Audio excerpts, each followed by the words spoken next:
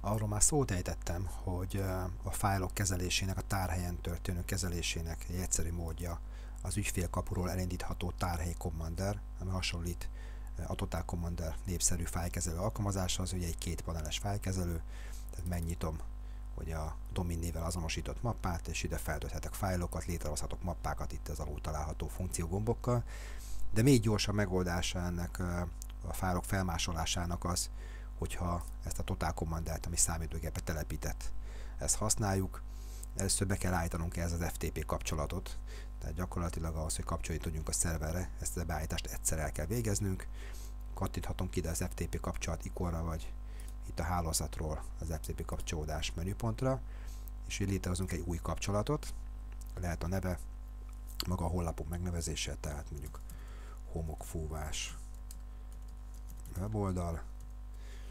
Na és a kiszolgáló névhez megadjuk azt, ami az e-mailben is érkezett, hogy itt van az FTP kapcsolatos szükséges cím, ezt itt kimásolhatjuk, vagy akár, ha esetleg az e-mailt már valahova kitöröltük, vagy elkevertük, akkor egyszerűen belépve az ügyfélkapun itt is látjuk az FTP hostname-nél ezt a címet. Tehát ez a szerver elérési címe, ezt ide a kiszolgáló nevéhez bemásoljuk, és a felhasználó név jelszó pedig azonos azzal, amivel az ügyfélkapura is bejelentkeztünk, tehát amit kaptunk ugye az e-mailben a tárhely szolgáltatótól.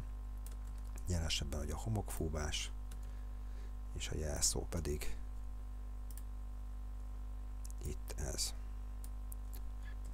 Ezt itt kimásolom, beillesztem, mi beszoktam jelölni a passzív mód használatát, és az OK-val ez meg is jelenik itt az FTP kapcsolataim listájában, és a kapcsolódás gombra kattintva már is fenn vagyunk a tárhelyen. Itt látszik a domain névvel azonosított könyvtárunk.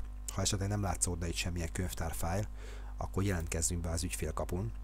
Ugye az ügyfélkapura bejelentkezve fog a rendszer minket beazonosítani, hogy milyen IP címről dolgozunk, és akkor már is egy frissítés gombot követően, ami itt található fönt, betöltődnek itt a fájlok, illetve mappák. Bemegyek a homokfúvás.net mappába, és itt látható a weboldalam a szoftverének összes fájlja, illetve a tároló mappák, például az images mappa, ahol a képek vannak.